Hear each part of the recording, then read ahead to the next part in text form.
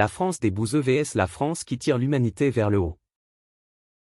Constater et dire que par rapport à de nombreux pays voisins les écarts se sont réduits en une génération, niveau de vie, culture, économie, éducation nationale, sciences, recherche fondamentale, santé, grandes écoles, rôle des administrations pour porter des projets, accueil des étudiants et des chercheurs étrangers, et que nous sommes très en retard dans de nombreux domaines par rapport à des pays émergents, ce n'est pas être pessimiste ou adepte du déclinisme mais simplement être réaliste et faire une analyse qui permet de jeter les bases d'un objectif ambitieux pour la France. Pourquoi avons-nous progressé moins vite que les autres? Nous avions de l'avance, nous nous sommes endormis, nous avons vécu confortablement de nos acquis sans effort alors que les autres ont travaillé pour nous rattraper et faire mieux dans la lancée. Nous avons adopté des croyances, des idéologies nocives, un état d'esprit tourné vers les loisirs, la victimisation, inventé des ennemis pour conforter notre idée que le travail n'était plus nécessaire à nos existences, l'État étant là pour redistribuer des richesses que nous ne produisons plus en assez grande quantité grâce à toujours plus d'endettement qui finit par nous asphyxier, les entreprises ont mauvaise presse desquelles font quelques bénéfices, les élites sont déclarées incompétentes, les politiques sont lynchés en permanence par les médias, les vrais scientifiques sont contestés au profit des complotistes, les riches sont les responsables de la pauvreté des autres, sachant que le patrimoine des 500 plus riches familles de France ne pourrait pas combler plus d'un tiers de notre endettement national, chaque contrainte est ressentie comme une atteinte à notre liberté. À la fin de son deuxième mandat, Macron aura probablement endetté notre pays de 1000 milliards supplémentaires, soit 2/3 fois plus que Hollande et Sarkozy.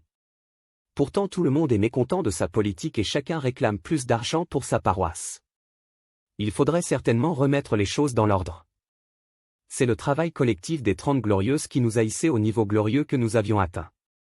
À l'époque, chaque Français reconstruisait le pays par son activité et s'élevait matériellement, socialement et intellectuellement. Aujourd'hui les conditions sont les mêmes, rien n'a changé, c'est simplement notre regard et notre attitude envers la vie que nous avons modifiés. Nous voulons consommer plus, avoir plus de biens, de loisirs, nous trouvons le travail fatigant alors qu'il suffirait de réfléchir à ce que nous pourrions faire pour le rendre plus fun.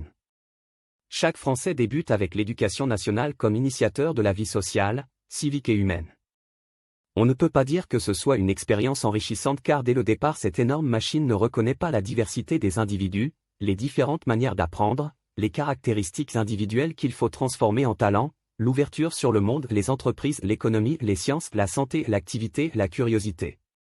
Comment peut-on véritablement former des individus heureux, épanouis en ne leur faisant pas comprendre qui ils sont, comment ils sont, tout ce qu'ils peuvent faire?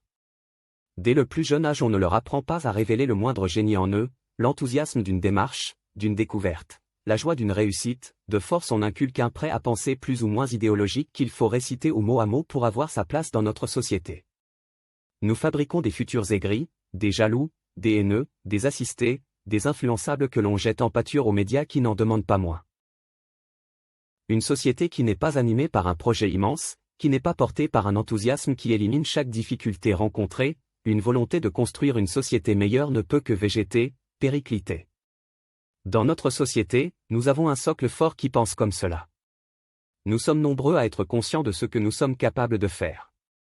Ce socle est prêt à s'engager, à conquérir les sommets.